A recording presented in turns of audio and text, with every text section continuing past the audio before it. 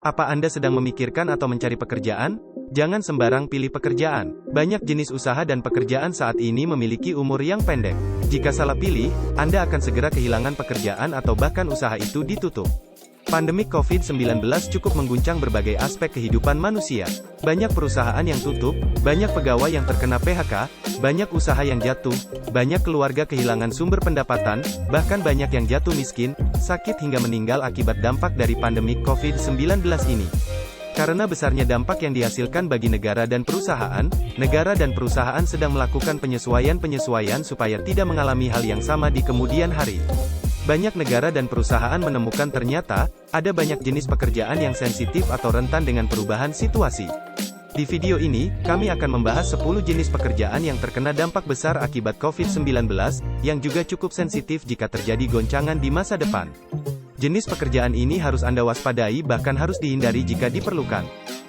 Untuk Anda yang sedang berada pada jenis pekerjaan ini, jangan khawatir untuk kehilangan pekerjaan karena mungkin justru karena Andalah perusahaan Anda itu masih bertahan, jadi Anda pasti akan dipertahankan di pekerjaan Anda.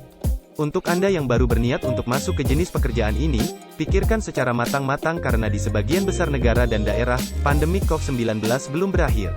Namun, sekalipun sudah berakhir, tetap waspada karena jenis pekerjaan ini cukup sensitif dengan perubahan situasi.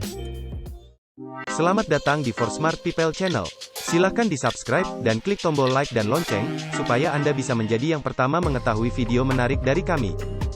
Berikut 10 jenis pekerjaan yang terkena goncangan paling besar akibat COVID-19. Nomor 1. Pekerjaan pada toko barang elektronik berukuran kecil.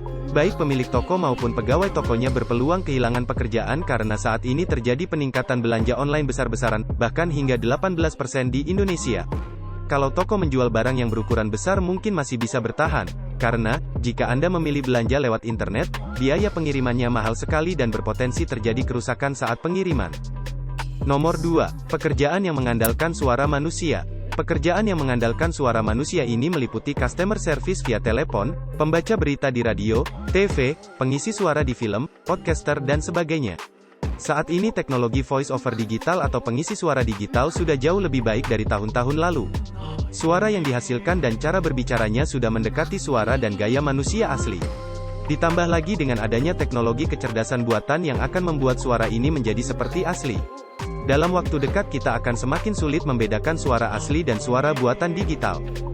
Nomor 3. Jasa kebersihan gedung dan asisten rumah tangga.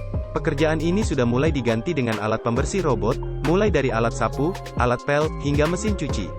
Sehingga banyak perusahaan akan menghemat biaya kebersihan dengan menggunakan robot dan satu operator saja, atau, rumah tangga juga akan mengandalkan robot yang sama dan berbagai mesin cuci.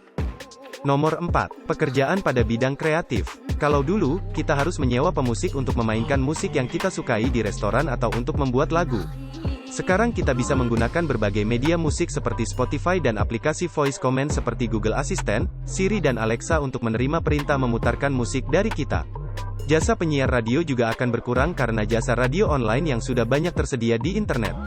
Saat ini juga kita dapat menggunakan aplikasi rekaman untuk merancang musik, memilih instrumen dan menghasilkan satu lagu tanpa melibatkan pemusik, sekalipun lagu yang dihasilkan adalah orkestra.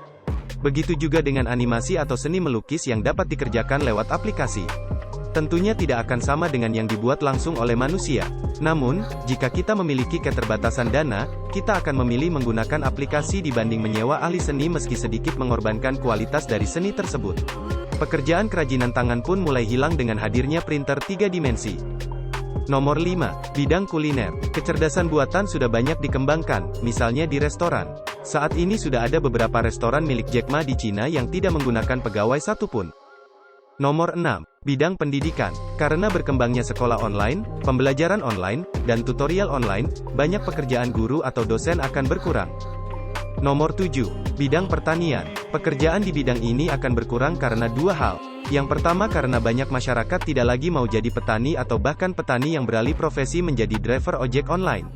Yang kedua karena perkembangan teknologi kecerdasan buatan yang dipakai pada bidang ini, mulai dari pemupukan sampai pada pemetikan atau panen. Nomor 8. Tukang pos. Pekerjaan ini sudah lama berkurang dan mungkin akan hilang. Saat ini yang mungkin mengandalkan jasa ini adalah kantor atau perusahaan yang masih mengirimkan dokumen fisik.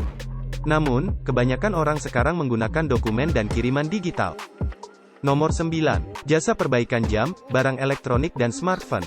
Semakin berkembangnya teknologi barang-barang seperti jam, smartphone, kipas angin, lampu belajar, printer, bahkan TV sudah semakin murah.